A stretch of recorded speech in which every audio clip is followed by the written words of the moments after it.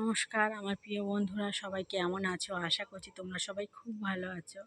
আর আমি ভালো নেই জানো তো, বেশ কয়েকদিন ধরে আমি তোমাদের সাথে কোনো ভিডিও আমি আপলোড দিতে পারিনি।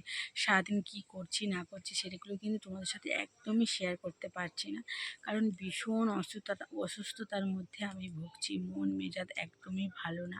সব সময় শুধু চিন্তা হচ্ছে, কেন আমি কি পাপ করেছি ভগবানের কাছে, তার জন্য এত বড় সাজা আমার বারবার পেতে হচ্ছে। তো মাসের মধ্যে যে কতবার আমার শরীর অসুস্থতায় ভোগে সে শুধু আমিই জানি আর ভগবান জানে। তো সবটা হয়তো তোমাদের সাথে আমি শেয়ার করি না ভিডিওর মধ্যে। সব সময় দেখো আমি হাসি খুশি আছি তোমাদের দিদিভাই। তো জানো এখন আমি এত মানে অসুস্থতার মধ্যে ভুগছি, সে অসুস্থতা আমি এখন তোমাদের সাথে সব কিছু কিন্তু ক্লিয়ার করতে পারছি না। আমি তোমাদেরকে পরে ভিডিওতে অবশ্যই বলবো, কিন্তু আমি এখন বলতে চাইছি না। তো আমি এটাই তোমাদের সাথে শেয়ার করতে চাইছি। তো আমি ভীষণ অসুস্থতার মধ্যে ভুগছি। তো আমার স্বামী তেমন একটা রোজগারও করে না যে আমাকে ভালো ভালো জায়গায় গিয়ে ডাক্তার দেখাবে। কেন, কি কারণে যে আমি এত অসুস্থতার মধ্যে ভুগছি, আজ এই রোগ কাল সেই রোগ। তো দেখো, মানুষের জন্ম মৃত্যু সব কিছুই কিন্তু ভগবানের হাতে। আমি কিন্তু সেটা ভাবি না, শুধু ভাবি যে আমার মানে রাজস্বীর, আমার ছোট্ট মেয়ের কথা। তো আমি শুধু এটাই চিন্তা করি যে আমার যদি কিছু হয়ে যায় তাহলে আমার রাজস্বীর দেখার কেউ থাকবে না, এটাই আমি সবসময় চিন্তা করি। তো দেখো, সবাই দেখলেও একটা মার মতন তার বাচ্চাকে দেখতে পারে না। তা তোমরা সবাই আশীর্বাদ করো যেন আমি সুস্থ হয়ে যেতে পারি। তো এতটুকুই কামনা, কারণ আজকের বরমশাই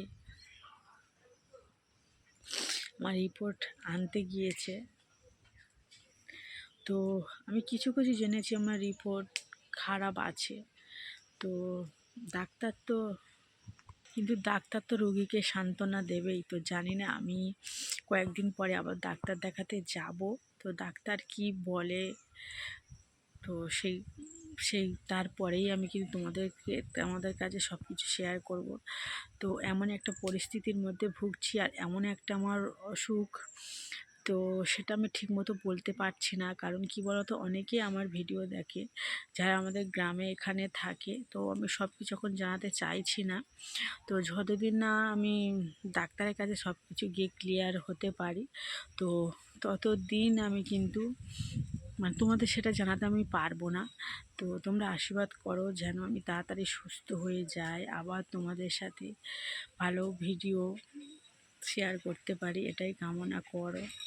তো তোমার দিদিমা যাতে ভালো থাকে, আমার রাজস্বী যাতে না অনাথ হয়, মা হারা না হয়। তো তোমরা প্লিজ একটু আমার পাশে থেকো, সাপোর্ট করো। তো এতটুকুই আমি জানাতে চাইছি তোমাদের কাছে, হাত জোর করে প্লিজ ভিডিওটা দেখো তোমরা। আজকের মতো ভিডিওটা এখানে শেষ করছি, কারণ আমি কিচ্ছু বলতে পারছি না। তো সবাই পাশে থেকো।